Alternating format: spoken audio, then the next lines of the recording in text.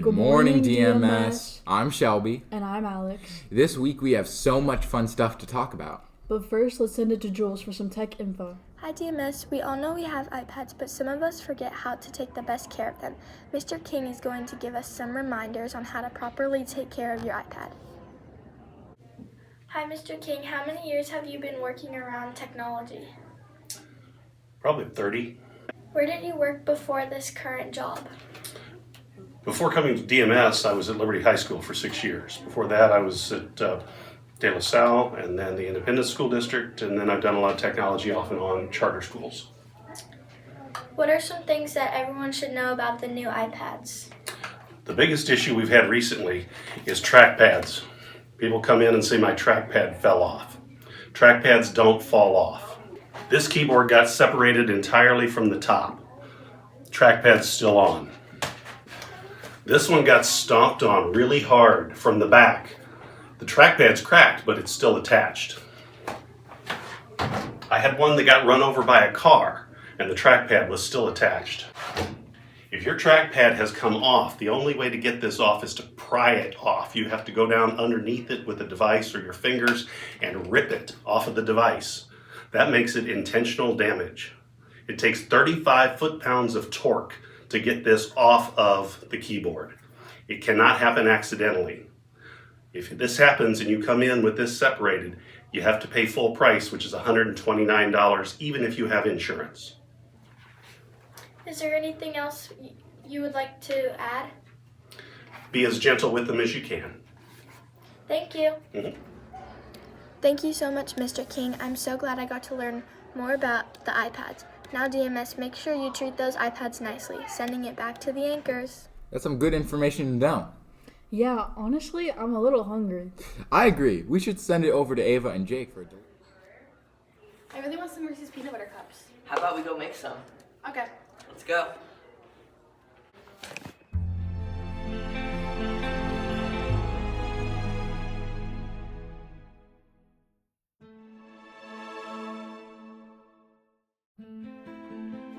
The first step is to cut 3 tablespoons of butter. Then add that to your mixing bowl. Then add 1 1/2 cups powdered sugar. Then to your add mixing 1/2 bowl. cup of peanut butter to your mixing bowl. Then add peanut butter to your mixing bowl. Then add 1/2 teaspoon of vanilla and add it to your mixing bowl. After this, lightly start to pour the powdered sugar into your mixing bowl. After ingredients are all combined, put parchment paper on your pan. After that, put all your ingredients into plastic wrap. After that, knead the dough and roll them into balls and put them on the parchment paper. After you've made all of them, put them in the freezer for 15 minutes. After you put it in the freezer, put chocolate in the microwave for 1 minute. After it's done cooking, take it out of the microwave and stir it.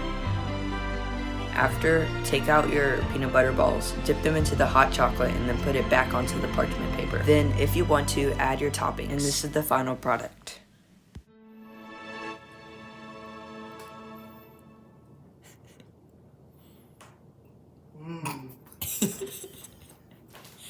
They're so good. That was really good. Yeah, definitely a 10 out of 10. I'll make that again next time. Well, sending it back to the anchors. That looks delicious. I agree. We should try making that sometime. Now it's time for this week's Teacher Spotlight, sending it to Damani and Michaela for information on Mrs. Hauser. Good morning, Morning, DMS. My name's Damani. My name's Michaela. Hey, did you hear there's a new teacher in the school? Yeah, I think her name's Miss Hauser. Yeah, we should go talk to her. Can you tell us about your family? I am married and I have 3 boys, a junior, a freshman, and a 6th grader here at DMS. What did you do before you come here to DMS? I originally was a middle school teacher in Iowa, and I coached high school volleyball and middle school basketball. And then we moved down here and I stayed at home with my kids for a while and then was a substitute teacher, and now I'm here. Why did you choose DMS? All of my kids have gone here, and so I knew the school and like the teachers that worked here, and I did a long-term sub here last year, so I really got to know the paras and more of the staff and decided to apply here. What other fun information should we know about you? Well, when I'm not going to all of my kids' activities, I like to read and scrapbook and sleep whenever I can. Okay. Thanks for allowing us to interview you. You're welcome. She's very nice. Yeah, I really hope she has a good year doing this. Yeah, I agree. Make sure to say hi to her if you see her. Well, that's it for today, DMS. Sending it back to the anchors. 1, 2. Wow, she seems very nice. I agree. Well, that's all for the teacher spotlight this week. So, it's Halloween season now. Yeah, and we have the perfect thing for the spooky season. Sending it to Alex for a fun craft. Hey DMS, this is Alex, and today I'm going to show you how to make a spider out of things you have around your house.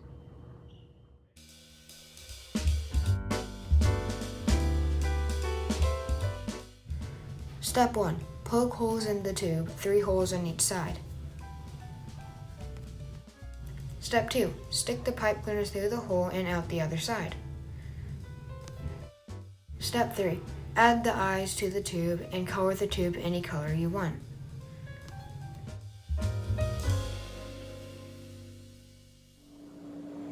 That was a nice craft. Well, that's it, DMS. Sending it back to the anchors. That was a very fun craft. Indubitably. Now it's time to send it over to the Cultural Corner for some more information on Hispanic Heritage Month, specifically the country of Peru. Hi, my name is Marbella, and my family is from Peru. Did you know that Peru has one of the 7 wonders of the world? It is called Machu Picchu.